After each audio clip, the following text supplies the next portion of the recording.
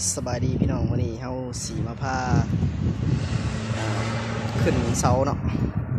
ขึ้นลักกระข่ายเนาะว่ามันสิสูงสำไรไปกันเลยสำหรับตอนนี้ก็ขึ้นมาหอดเลยเนาะพี่น้องเนาะยังอีกคนหนึ่งกำลังขึ้นตามมาเนี่ยกำลังตามขึ้นมาตอนนี้กำลังขึ้นมาแปลงเครื่อง 3G เนาะกำลังขึ้นมาแปลงกำลังปีนขึ้นมา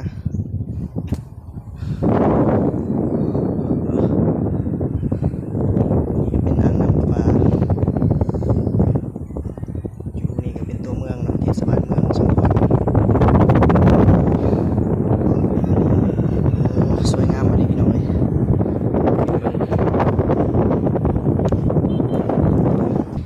อีกคนกำลังตามขึ้นมาไปจะได้ไปจะได้เมื่อยบ่นี่นี่ถ่ายคลิปได้นี่ถ่ายคลิปได้อะไรนะไปจะได้เมื่อยบ่ฮะบ่เมื่อยโอ้บ่เมื่อยเศร้า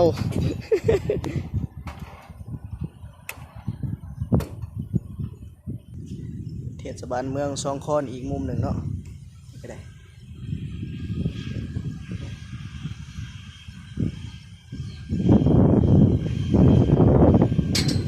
แอมเห็นถนนหนทางรถแล่นโอ้คักสูงดี10 เมตร10 เมตรเรา60 เมตรเนาะประมาณเนาะเอาขึ้นมานี่ได้ปะเอาขึ้นมาเลยกัน40 ไปเนาะนี่วิชาการเพิ่นวิชาการใหญ่ นี่ห้างเพิ่งพี่น้องห้างเพิ่งใหญ่เห็นบ่นี่นะโอ้ยห้างเพิ่งอยู่อ่างน้ำจังหวะ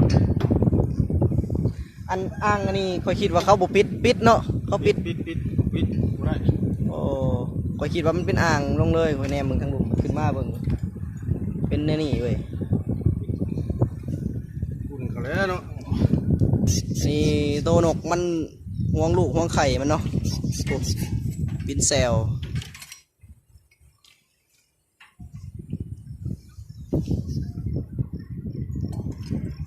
อ้ามมาลีเว้ยแนมลงไปโอ้เขียวทุ่มอยู่แต่ออนซอนคักพี่น้องครับนี่เนี่ยนะกำลังปฏิบัติหน้าที่วิชาการเพิ่น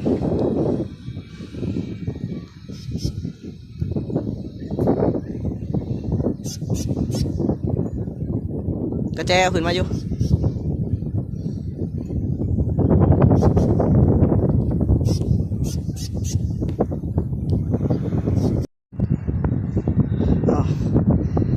สำหรับตอนนี้ก็ขึ้นมาหอดเลยเนาะพี่น้องเนาะ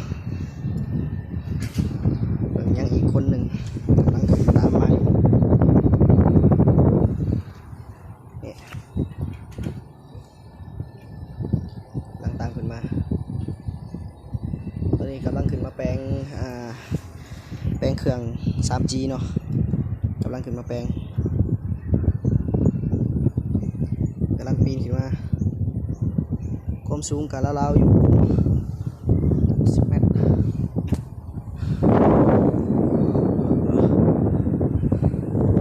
ี่เป็นอ่างน้ำประปาอยู่นี่ก็เป็นตัวเมืองเนาะเทศบาลเมืองสงขลาสวยงามเลยพี่น้องเลย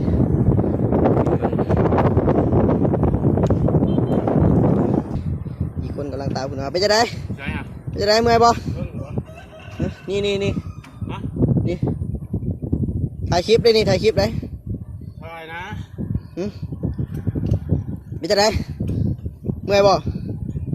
ฮะบ่เมื่อยโอ้บ่เมื่อยเศร้า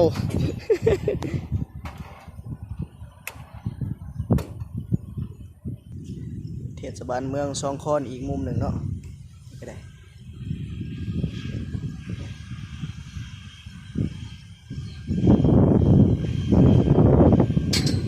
แอมเห็นถนนหนทางรถแล่นโอ้คักสูงดี 6 เมตร10 เมตร เราเล่า60 เมตรเนาะประมาณเนาะเอาขึ้นมานี่ได้ปะ เอาเป็นมาเลยกัน40 ไปเนาะมีวิชาการเพิ่นวิชาการใหญ่ นี่ห้างเพิ่งพี่น้องห้างเพิ่งใหญ่เห็นบ่นี่นะโอ้ยห้างเพิ่งอยู่อ่างน้ำ จังหวะ อันอ่างอันนี้ค่อยคิดว่าเขาบ่ปิดเนาะเขาปิด ปิดบ่ได้ โอ้ค่อยคิดว่ามันเป็นอ่างลงเลยค่อยแนมเบิ่งทางลุมขึ้นมาเบิ่งเป็นแน่นี่เว้ย อุ่นเขาแล้วเนาะ นี่โตนกมันห่วงลูกห่วงไข่มันเนาะโอ้บินแซว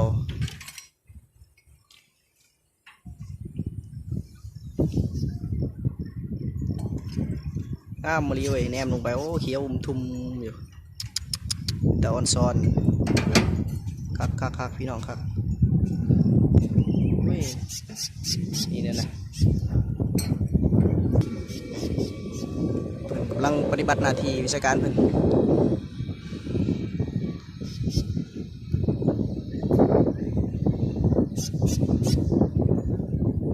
กระแจขึ้นมาอยู่